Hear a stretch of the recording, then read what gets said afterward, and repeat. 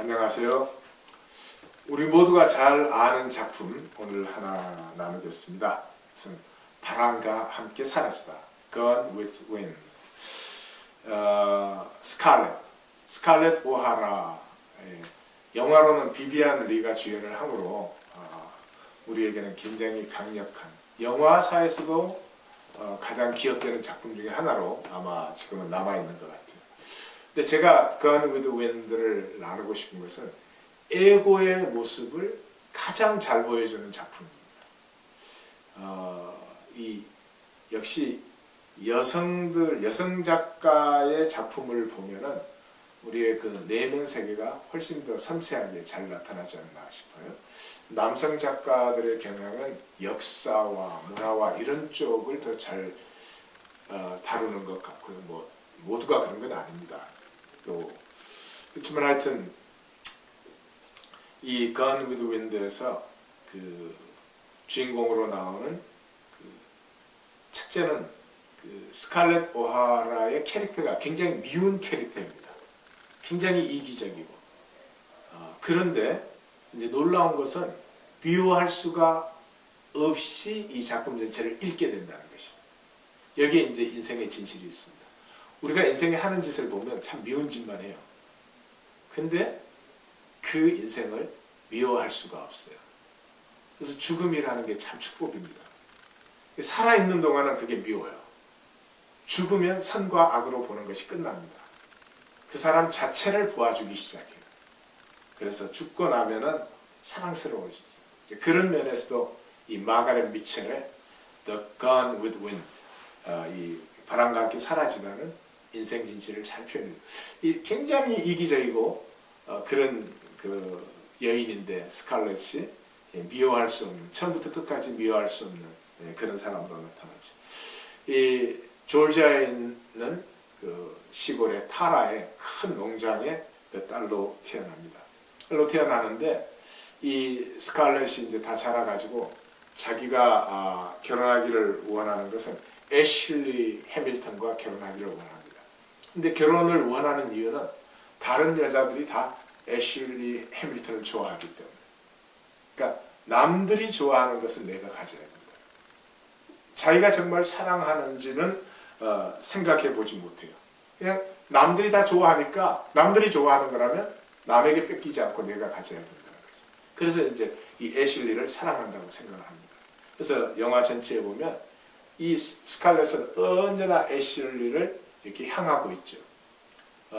그런데 나중에 보면은 자기가 진정으로 사랑한 것은 애슐리가 아니었다는 것을 마지막에 만나게 됩니다. 이것이 에고였습니다.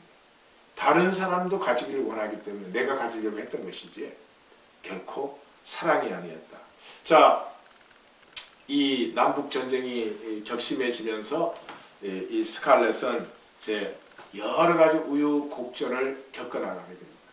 그러나 이 처음부터 끝까지 그 곁에서 스칼렛을 이렇게 지켜주고 도와주고 항상 보호해주고 도와주는 사람이 있었는데 그게 버틀러였습니다. 렛 버틀러.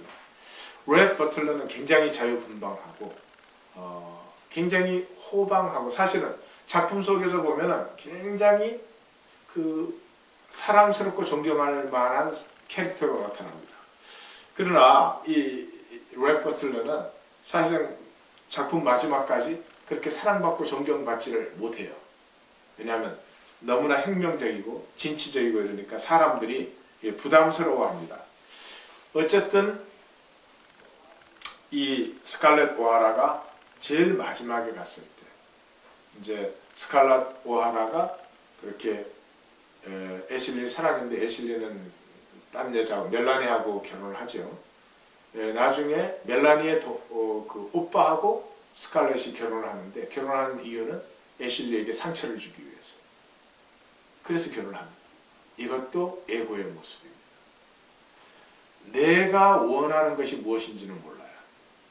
그러나 나에게 상처를 준 사람에게 나도 상처를 주고 싶어요. 아무 소용도 없고 허무한 일인데 그것 때문에 전혀 마음에도 없는 사람하고 결혼을 합니다. 그 남편이 전쟁에 나가서 죽고 거기에서 아이, 사생아 된 아이를 낳죠. 그 다음에 두 번째 결혼은 어떻게 됩니까? 이제 전쟁터에 엄마 아버지도 죽게 되고 농장도 폐허가 됩니다. 이 농장을 다시 살려야 되겠다는 집념으로 살아갑니다. 그래서 사실은 그 농장이 있었던 그 삶을 회복하려는 게 아니라 이 농장이라고 하는 어떤 이 피지컬한 그 세계를 그 회복하기 위해서 자기 전체를 올인하는 이 에고의 또 허무한 모습을 또 만나죠. 그렇게 해서 그랬는데 전쟁이 끝나면서 그 옛날에 농장에 일했던 직원이 이제는 주 정부의 관리가 돼서 이 농장을 빼앗으려고 엄청난 텍스를 매기죠. 그 텍스를 페이하지 않으면 농장을 빼앗기기 때문에 아틀란타로 나와가지고 자기 시스터를 배반하고 자기 시스터의 남편을 유혹해가지고 결혼을 하고 농장 그 텍스를 페이하게 합니다. 이 스칼렛의 생애는 정말 보면 절대로 사랑할 수 없는 생애인데 그럼에도 불구하고 이 마가렛 미첼의 공은 그 스칼렛을 굉장히 혐오스러운 인물이 아니라 한 사랑스러운 인물로 우리에게 계속 부각시키고 있다는 것이죠. 그리고 맨 마지막으로 어떻게 됩니까? 버틀러와 결혼을 합니다. 그래서 이 렉 버틀러와 결혼을 한 다음에 뉴올리언스로 신혼여행을 가서 스칼렛 오하라의 생애에서는 가장 행복하고 기쁜 그런 나날을 보내고 돌아옵니다. 그런데 불행하게도 그 기쁨과 행복을 이 스칼렛은 가꿀 줄은 모릅니다. 가꿀 줄은 모르고 다시 이제는 돈을 벌겠다는 집념 속에 빠져들죠. 그러면서 렉 버틀러와 사이에 낳은 딸이 말을 타다가 떨어져 죽으면서 렉 버틀러의 사랑이 다 떠나갑니다. 그렇게 처음부터 끝까지 사랑했음에도 불구하고 사랑을 받을 줄도 모르고 사랑을 할 줄도 모르고 딸이 죽었는데도 딸보다 무언가를 성취하고 붙들어야 되는데 더 집착하는 그런 스칼렛의 모습을 보면서 렉 버틀러가 떠나기로 결정을 하죠. 멜라니가 죽게 되고 멜라니가 죽어가는 침상에서 비로소 진실을 발견하죠. 자기가 사랑했던 사람은 애슐리가 아니었다는 사실. 진정으로 사랑했던 사람은 렉 버틀러였다는 사실을 발견하고 집으로 돌아와서 고백을 하는데 버틀러가 이미 너무 늦었다. 내 마음에는 모든 사랑이 떠나가 버렸다. 그리고 떠나갑니다. 그 폐허에 이 스칼렛이 서서 언젠가는 이 모든 것을 내가 다시 찾아올 거야. 언젠가는 렉 버틀러가 반드시 돌아오게 할 거야. 그렇게 다짐하는 장면으로 이 소설은 끝을 내립니다. 역시 그것도 에고의 마지막 모습을 우리에게 보여주는 것이죠. 에고는 우리가 진정으로 무엇을 원하는지 알지 못하게 합니다. 우리가 진정으로 사랑하는 것이 있는지 없는지도 모르게 합니다.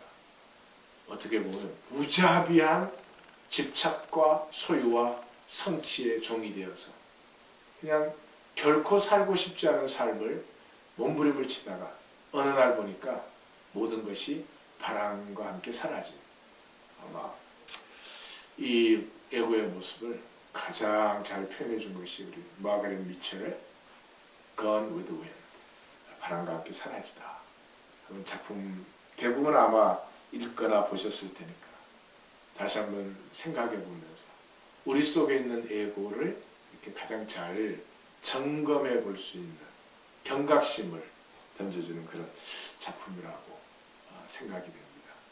아름답게 펼쳐지는 얘기와 달리 사실은 슬픈 얘기가 흐르는 그런 작품이죠.